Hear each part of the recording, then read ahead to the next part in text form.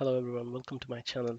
Today I'll be showing you how you can build an Angular 9 application which will talk to Dotnetcore API uh, and Dotnetcore API will be connecting to Postgres database. Um, we'll be using a Docker container to run this application and we'll be using Google Cloud Platform where I'll be hosting um, Ubuntu VM and Postgres database will be running in this Ubuntu VM. Both Angular and .NET Core API will be running in a separate container, and will Angular 9 application will be fetching some data from .NET Core API. Okay, and for this purpose, I'll be using some tools. So Visual Studio 2019 for .NET Core API development, Visual Studio Code for Angular UI, and finally Git for our code repositories. So without any delay, let's get started. Split this video in multiple parts. So first we'll build the API, and then we'll build UI application, and then we'll set up Google Cloud Platform where we'll be creating a new VM, uh, Ubuntu VM, and we'll be installing Postgres and Docker and other required software to run this. I'll select ASP.NET Core Web Application, select Next, give some name, Backend API Demo, and I'll leave as it is, create. I'll select API and unselect this HTTP. Now we have this setup. Now I'll do a couple of things here. I'll just remove all the default controller and weather forecast. So let's delete this. I'll also delete this file. All right, and then I will do some setup on project level. So go to properties. I'll go to debug. I'll select project. I don't want to run it as a web. So I'll just select HTTP localhost port 5000. Just save it, close it. Now I'll add a couple of dependencies here to this, what we will be needing in a later point of time. So I'll do manage Nugget package manager. I need a couple of things like automapper. So I'll just select here and I will just install it one by one.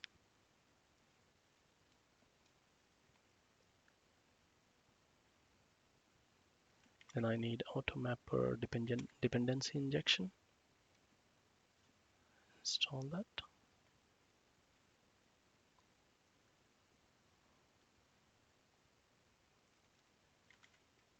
We'll also need course.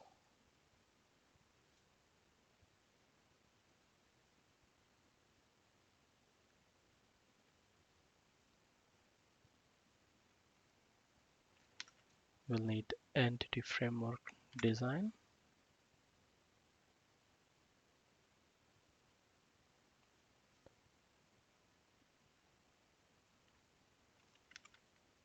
Entity framework tools.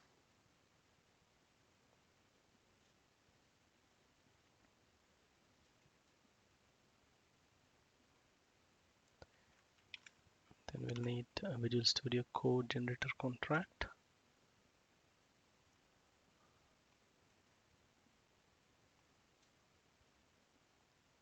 And last, Postgres entity framework. All right, so because we'll be using Postgres. So now I'll be using a database first approach. So I already have a database, Postgres database setup where I have a backend database and a table employee. So that I'll be using to generate model and DB context. So let's see how we can do that. So first thing, I'll be changing here the database configuration. So I'll just set up this connection string. So nothing fancy. So username, password, and database name. It's running on localhost 5432. We'll see how to set up Postgres on Ubuntu VM later when we'll be using on cloud. For now, nothing to worry, just leave it as it is. And then we'll be generating using package manager console. So let's go to package manager console. These are the old ones, so I'll just rerun this here. So everything, the connection string is same as we had set up. So it will be generating inside models folder. So soon we will see a folder named models where we'll have DB context as well as employee class. All right, so this is our backend database context. So DB context, which we'll be using it. We don't do any changes here. This is the employee class generated where we have defined all the parameters what we have it in the database. All right. So next thing, we will be creating some repositories. So I'll create a service folder and I'll create one interface to access the database. We'll name it employee interface. Sorry, employee repository.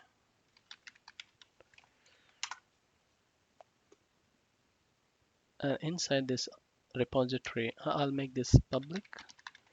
Inside this repository, I'll define two basic methods. So one to access all the existing employees and one with the employee ID.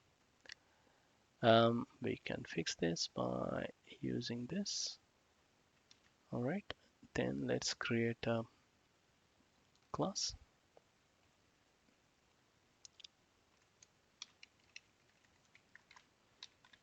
Employee repository,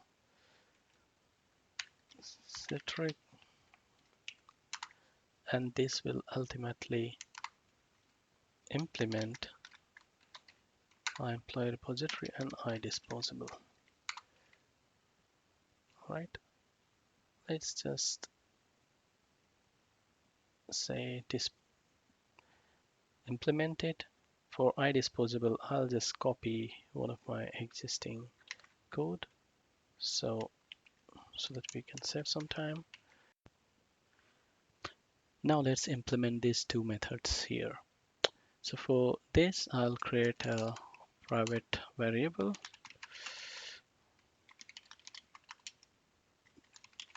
for this database context, and I will just use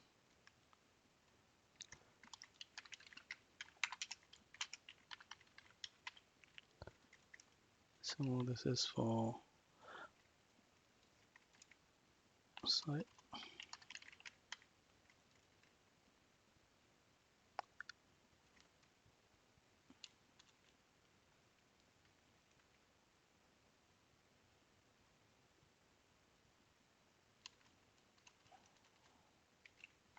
Let's first create a constructor.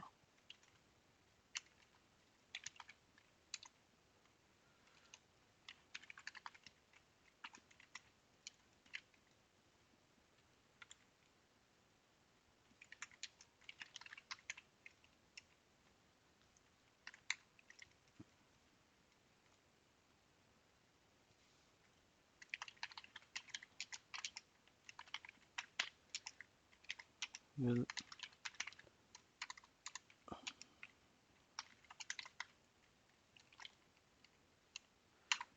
write it.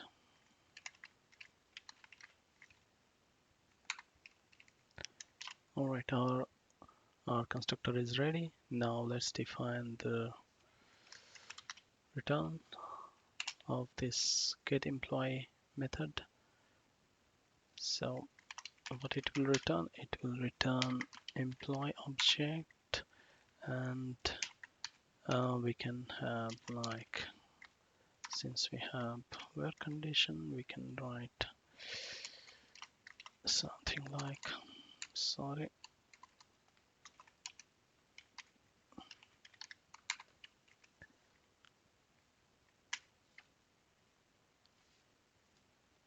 it should be this one, and to this. So this will not be list. Okay, this is by employee ID, so we can have this. So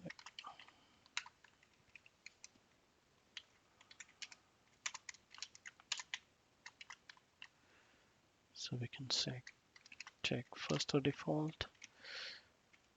Let's do implementation of this method here.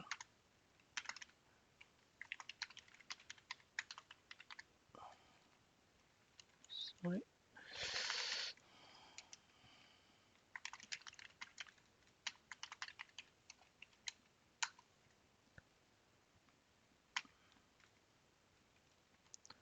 We can use order by on employee ID. So when it gets listed, it can return based on the employee ID. So to list, we'll convert it to list. All right. So our implementation of these two methods, get employees and get employee by employee ID, is ready. So our repository classes are ready. Now we can do implementation of controller. So let's create a controller. I'll create an empty controller. We'll name it a controller here. So I'll just change it to employees. So by default, if you do API employees, it will route to this. Okay, so now let's define a couple of variables to initialize repository here. All right, so let's put underscore here, same for mapper.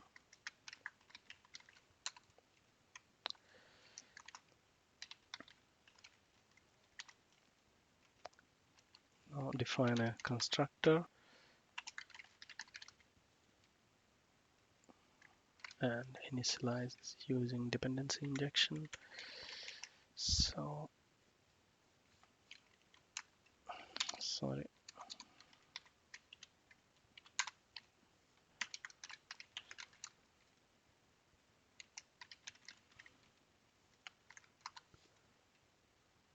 Right, now let's define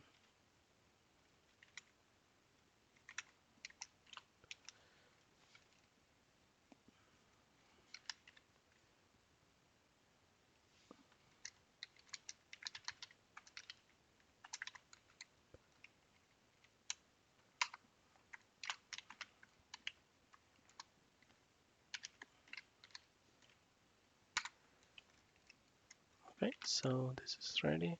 Now same for mapper.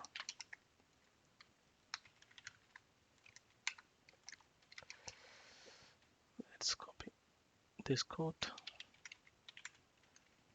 Just change here mapper. Okay, so our constructor is ready. Now let's define the first method. The return type will be action result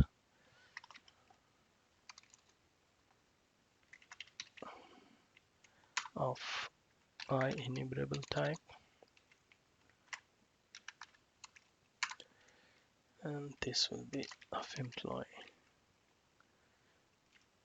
That's it, and then write the method get employees. So this method will return all the employees. Let's fix this warning, and I'm just getting employee from repo, so I'll do underscore this thingy here, get employees. So this will return all the employees. Warning, sorry. So let's use this. There was a typo. Now return this. So we'll return OK type, and we'll use mapper object to map it.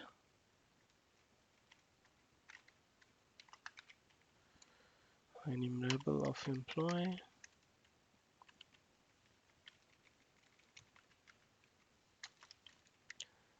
Right, and then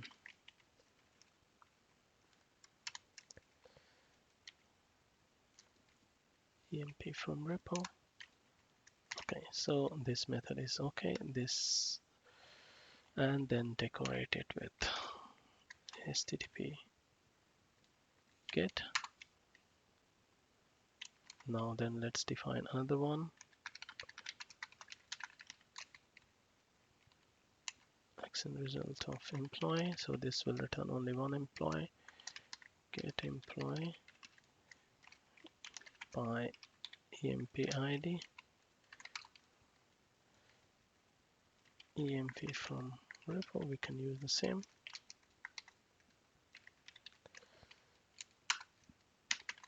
Get employee emp id. We can use the same thing here.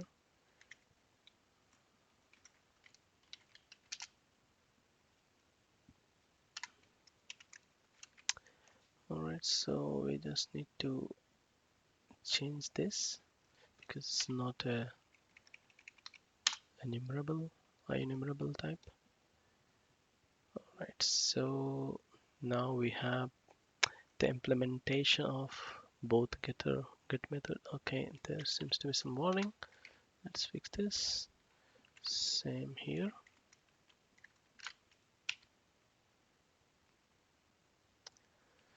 Okay, now decorator for this.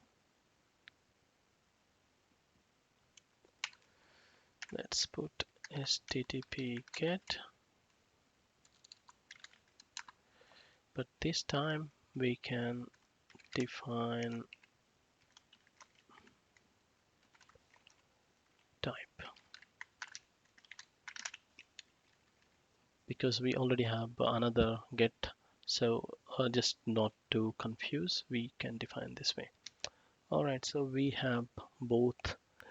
All right, so let's go to startup.cs. There are a couple of changes we will need to do here.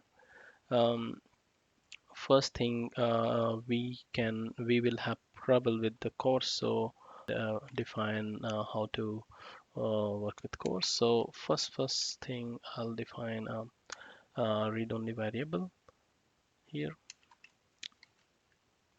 My allow specific origins, and then I will just add services.course here.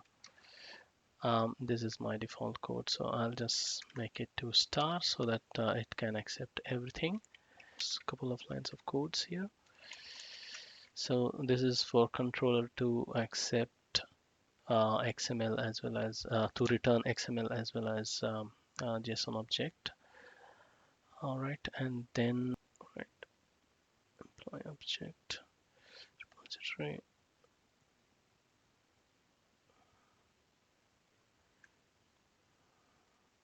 Okay, so this is fixed, and then we need to also add the DB context. So we can remove this controller because we are already using the controller here. We'll just remove this.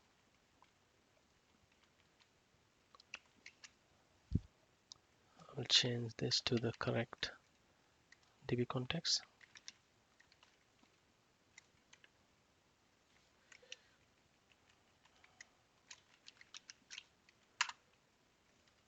Right. And then add this, fix this warning. We had already installed the Nugget package. All right, so all the setups are done. Now we can try running it, I believe. All right, so our API is running. So let's try using this port. So as I mentioned, we had defined it as API employees, so we can access using this. All right, so see this everything data is returned from the API. Now we can do the same, and then we get only the employee with the employee ID 1. We can test this for others. So that's great. So our .NET Core API is working. Now our backend API is working. So now next step, what we can do is to run this .NET Core API inside the container, we can create a Docker file. So here I will add a new item. I'll just name it as Docker file, and then later rename it. It's not a class, so I'll just remove this, and I'll just also remove everything from here. I'll just copy Docker file. So what it will do is it will run, it will take an image, a base image from ASP.NET 3.1 and copy the published folder and to app folder inside the container, and then finally when we'll run this image, it will launch the backend API demo.dll. This will be our entry point. So this Docker file will be used to create image that we will use later.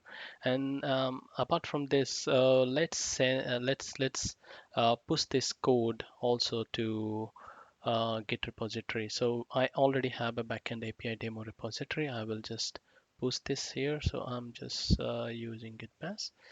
It has not been initialized yet, so I'll just do git init. Now it's initialized. I will just add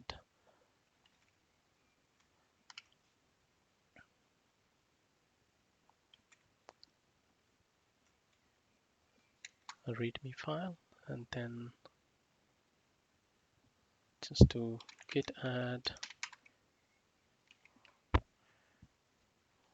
Let's just add it, and then I will just do, sorry, git commit, first commit, right? And then I will just add this.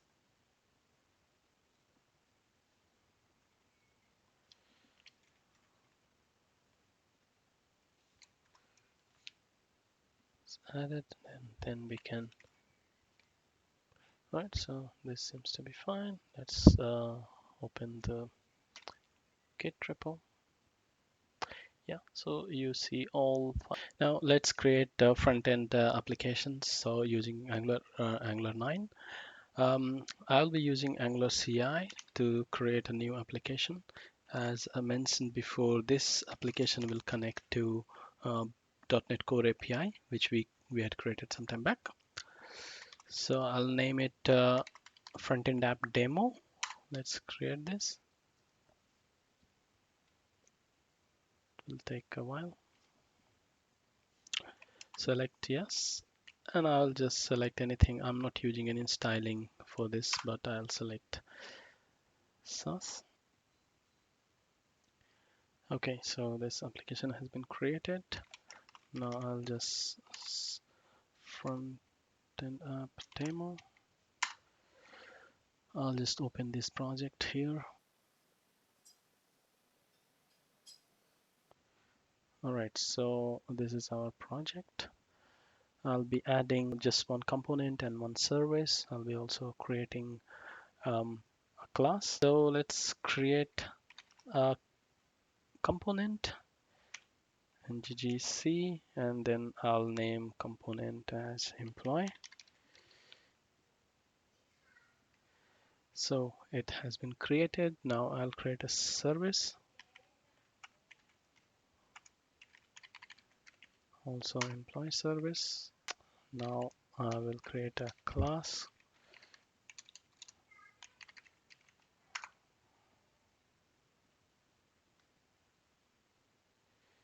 Good, so we have the class created. So this is the class. We'll configure it later. This is the service created with the default configuration, and here is the employee component and all the component related files. So component here, HTML, and so on. Good. Now let's configure our service. So here is our employee service class. Now let's define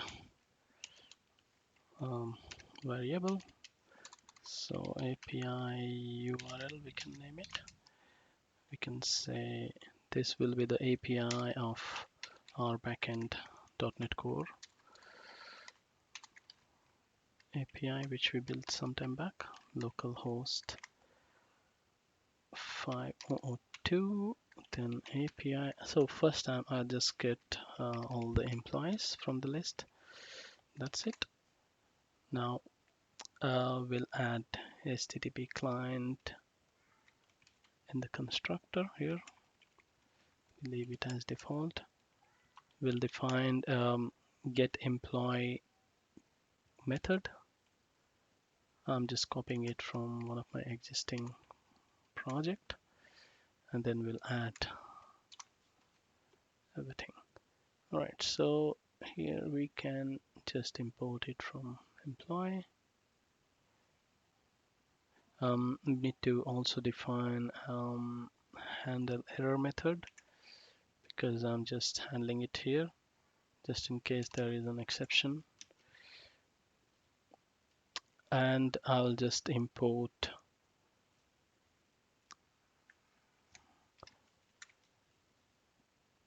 HTTP client, HTTP error response. Then we also need to import RxJS for observable, a catcher, and tab for operators. All right, here I can just change it this. So this, our service is ready. Now we can configure our employee component. So let's go to employee component. Employee component is here. Sorry. So it's here. Let's define first a variable, all employees. We can just simply import RxJS and import from employee, and then define a constructor and use dependency injection for the service. So service will be called here. Then we'll initialize this, assign this all employees to the method which we created in the service every time this ng on init is called. So that's it. This way we have our employee component configured. Now we'll have to do a couple of more changes. So in app.module, we need to add HTTP client module.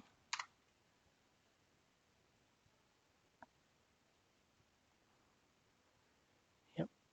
And what else? Yes, we can update our employee.html, this employee component here, so that it can list all the first name, last name, phone, city, country from the API. So this is a component which will be displaying a simple table of all the records from API.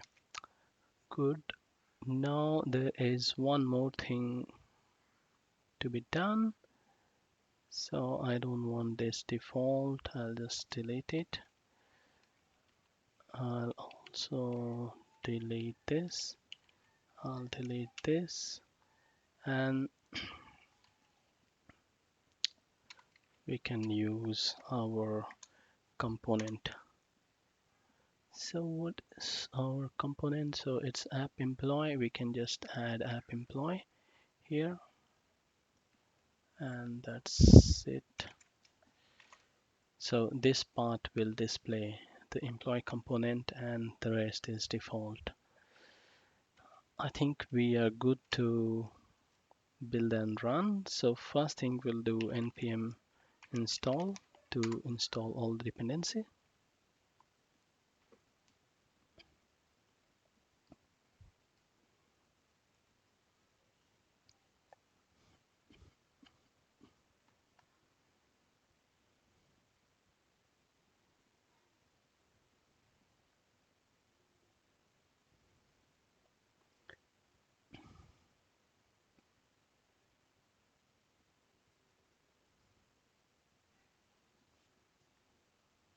Okay, so build is done and all installation is done. So I'll just use ngserve to start the app on 4200 port.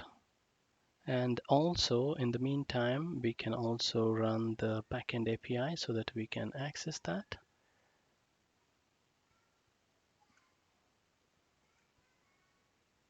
So backend API is starting.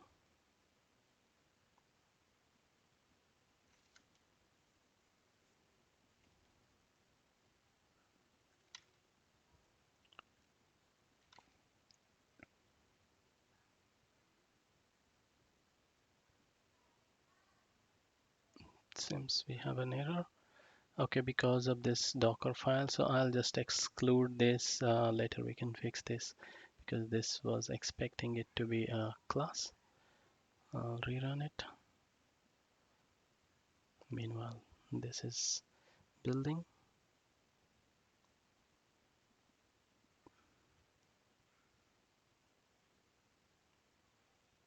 So let's get our things ready.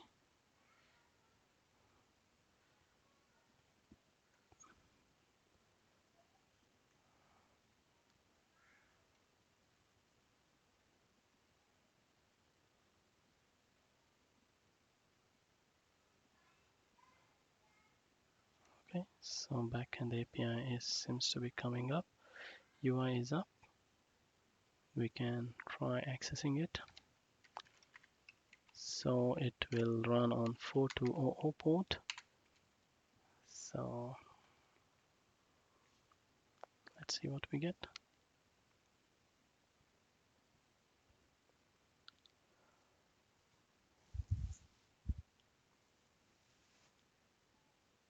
So seems to be loading the header, but not yet the data. Maybe we can check what's going on.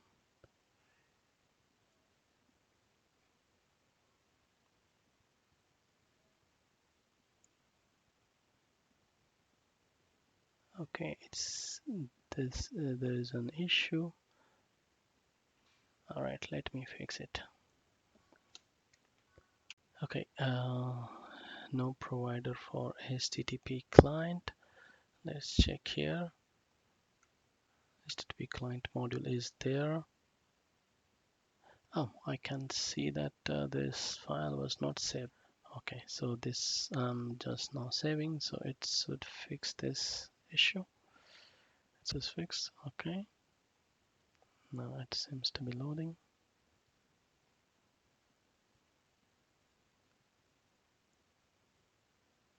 There's another error.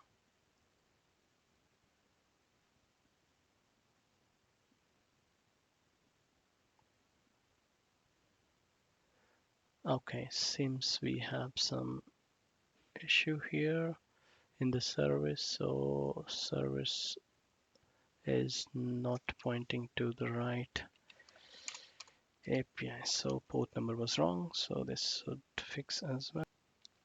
All right. So now we should be seeing, oops, another one, HTTPS. So these are the silly mistakes.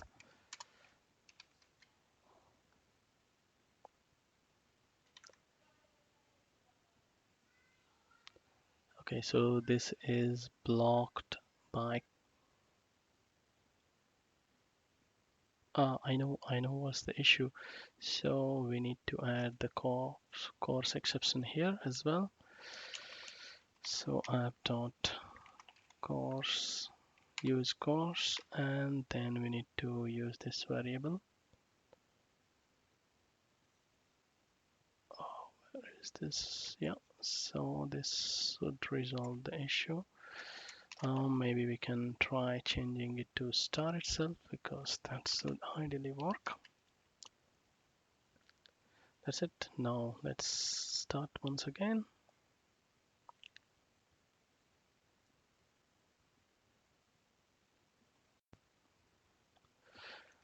Okay, I just tried to close it and retry in a different browser just to check if it works. All right, so there are no more exception and we can see the data. So let's see in the network tab, once again refresh, and the calls to the API. Yes, so this call to the API was okay. So now as a next step, we will create a Docker file. So I'll just create a Docker file here. I have the sample code already. So I just copied this and I'll just rename it.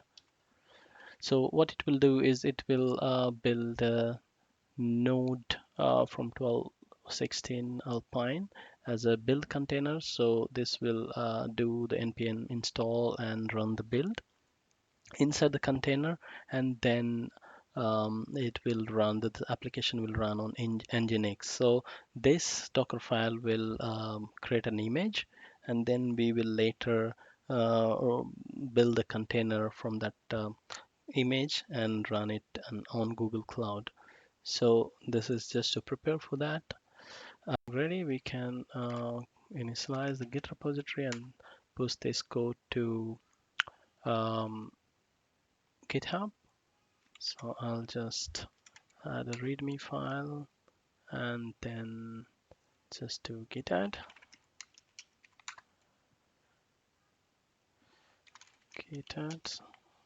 some warning, and then we commit it with the first commit, and then we can just add it to remote repository and then push it.